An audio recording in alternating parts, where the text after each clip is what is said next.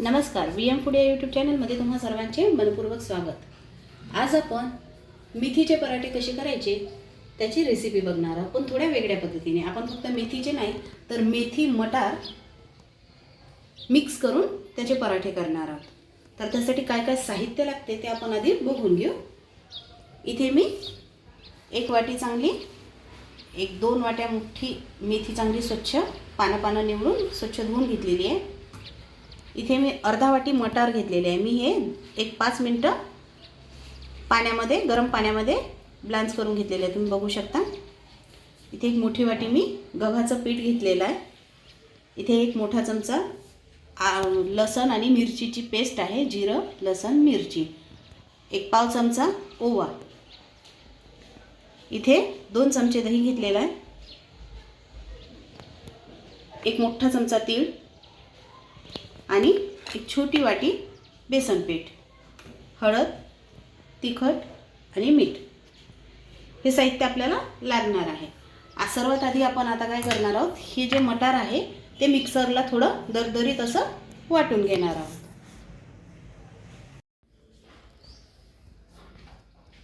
तुम्ही बघू शकता अशा प्रकारे मी दरदरीत असं, खूप जास्त फाईन पण नाही आणि खूप जास्त जाड पण नाही, असं वटाने आपले दळून घेतलेले आहे, म्हणजे बारीक करून घेतलेले आहे। चला तर मग आता आपण रेसिपीला सुरुवात करू। मी इथे एक मोठा वाटा घेतलेला आहे, त्याच्यामध्ये आपण ही मेथी टाकणार आहोत। मी मेथी बारीक चिरून नाही घेतलेली आहे, तशीच मी पानं घेतलेले आहे आणि थोड्या काड्या घेतलेल्या आहे याच्यामध्ये। आता हे मटार जे आपण वाटून घेतले ते पण आपण याच्यामध्ये टाकणार आहोत। मिरचीचा ठेचा आणि ओवा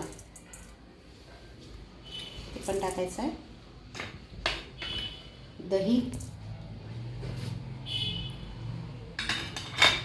तीळ, 1 चमचा इथे तिखट टाकत आहे। तिखट तुम्ही तुमच्या आवडीनुसार कमी जास्त करू शकता। 1 पाव चमचा हळद। आता आपण हे व्यवस्थित असं मिक्स करून घेऊ आणि आपण आता हे जे बेसन पीठ घेतलेलं आहे ते पण आपण याच्यामध्ये टाकणार आहोत। गव्हाचं पीठ टाकत आहे मी, आधी थोडं टाकत आहे, जेवढं लागेल तसं मग आपण थोडं करून याच्यामध्ये टाकणार आहोत। हे सगळं आपल्याला मिक्स करून घ्यायचं आहे व्यवस्थित।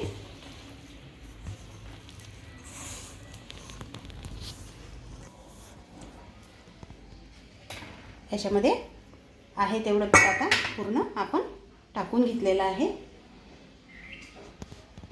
चवीनुसार मीठ टाकून घेऊ, कमी जास्त तुम्हाला जसं तुमचं पीठ असेल त्याच्या हिशोबाने टाकून घ्या। मी 1 सव्वा चमचा टाकलेला आहे। आता हे चांगलं आपण मळून घेणार आहोत। हे छान आता व्यवस्थित मिक्स झालेलं आहे। आता आपण याच्यामध्ये थोडं पाणी घालून याचा छान मऊ असा गोळा तयार करणार आहोत।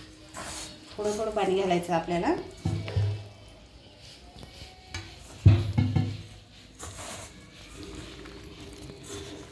छान असा मऊसूत गोळा मी याचा मळून घेणार आहे पीठ। छान पीठ मळून झाल्यावर मी तुम्हाला दाखवते।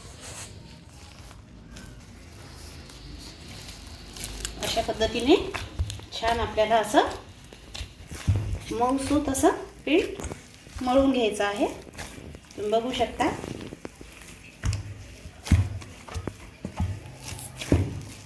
थोडं पाणी टाकून छान असं मऊ पीठ आपल्याला, जसं आपण चपातीसाठी पीठ मळतो तसंच आपल्याला हे पीठ मळून घ्यायचं आहे।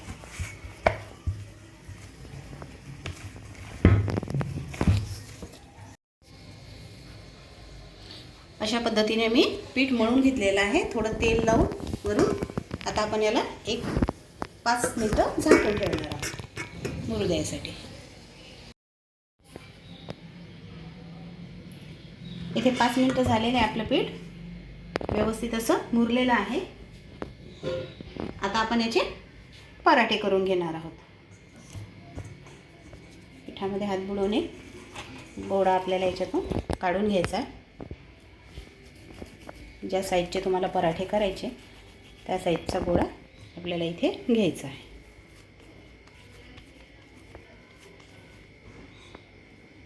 कोरड्या पिठामध्ये आपल्याला हे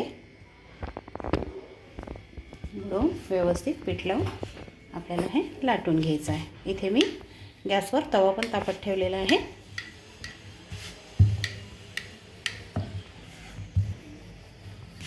अशा पद्धतीने आपल्याला व्यवस्थित असा पराठा आपला लाटून घ्यायचा आहे. खूप जास्त पातळही नाही आणि जास्त जाडही नाही. बघू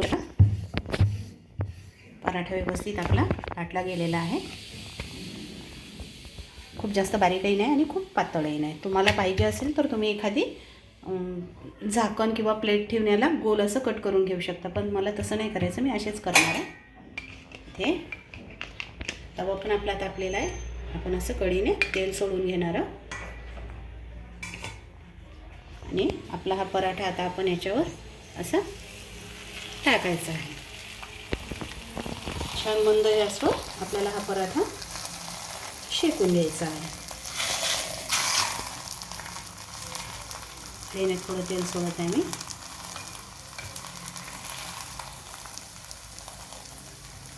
एक बाजू आपण छान व्यवस्थित शेकून घेऊ. आपला हा पराठा शेकत आहे व्यवस्थित. एक बाजू याची शेकलेली आहे. आता आपण वरून पण तेल लावून घेऊ आणि याला दुसऱ्या साईडने परतवून घेणार आहे. तुम्ही बघू शकता किती छान खरपूस असा आपला पराठा भाजलेला आहे. जोपर्यंत तो पराठा शेकत आहे तोपर्यंत आपण दुसरा पराठा पण इथे लाटून घेणार आहोत. व्यवस्थित असं लाटून घ्यायचं आहे. पराठा असं फिरवत आपल्याला सर्व बाजूनी व्यवस्थित शेकून घ्यायचं आहे. इथे आपला हाही पराठा आता व्यवस्थित लाटून झालेला आहे. पण याच्यामध्ये मेथी वगैरे टाकल्यामुळे याचा चपातीसारखा गोल आकार येणार नाही. पण तुम्हाला जर पाहिजे असेल तर गोल आकारासाठी तुम्ही एखादी झाकण किंवा प्लेट घेऊ त्याने कट करून घेऊ शकतात. पण आपल्याला व्यवस्थित असेच करायचे. दुसरी बाजू पण व्यवस्थित शेकत आलेली आहे, तरी आपण आणखी शेकून घेणार आहोत थोडं. आता आपल्या पराठ्याची दुसरी बाजू पण व्यवस्थित शेकल्या गेलेली आहे. तुम्ही बघू शकता किती छान असा पराठा आपला खरपूस असा भाजला गेलेला आहे. आता आपण याला बटर पेपरवर काढून घेणार आहोत. त्याच पद्धतीने पुन्हा थोडं तेल टाकून तुम्ही तेलात किंवा तुपात कशात याला शेकून घेऊ शकता. बघा दुसरा पराठाही आपण आता इथे टाकलेला आहे. कढईने तेल सोडून घेणार आहोत आणि एक भाजी व्यवस्थित शेकून घेणार आहोत.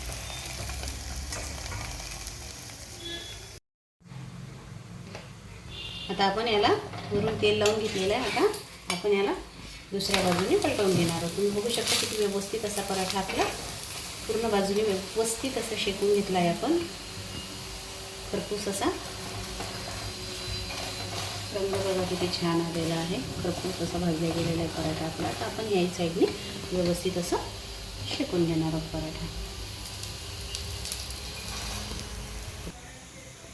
आता आपला दोन्ही बाजूनी व्यवस्थित असा ह्या साईडने पण पराठा जे आहे व्यवस्थित खरपूस असा भाजला गेला आहे. आता आपण हाही इथे काढून घेणार आहोत. अशाच पद्धतीने आपण सर्व पराठे करून घेणार आहोत. अशा पद्धतीने आपले मेथीचे पराठे जे आहे ते मेथी मटारचे पराठे व्यवस्थित असे झालेले आहे. तुम्ही बघू शकता किती छान असे खरपूस झालेले आहे पराठे. कुठूनही एकदम असे फुटलेले नाहीत, फाटलेले नाहीत, काही नाही. व्यवस्थित असे खरपूस असे भाजून घेतलेले आहे आपण पराठे. या पद्धतीने मेथीचे पराठे तर आपण नेहमीच खातो, पण या पद्धतीने मटार टाकून तुम्ही एकदा तरी मेथी मटार पराठा करून बघा. खूप छान लागते चवीला. आणि तुम्ही कशाही बरोबर सॉस, दही कशाही बरोबर तुम्ही सर्व करू शकता. मी इथे दही आणि शेंगदाण्याच्या चटणी पण बरोबर सर्व केलेला आहे. रेसिपी जर आवडली असेल तर व्हिडिओ शेवटपर्यंत बघा. लाईक करा, शेअर करा, कमेंट करा आणि चॅनलवर नवीन असाल तर सबस्क्राईब करा. बेल आयकॉनवर क्लिक करा जेणेकरून नवनवीन रेसिपीचे नोटिफिकेशन तुम्हाला मिळत राहील. तर चला मग पुन्हा भेटू आपण एका नवीन रेसिपीसोबत. तोपर्यंत धन्यवाद.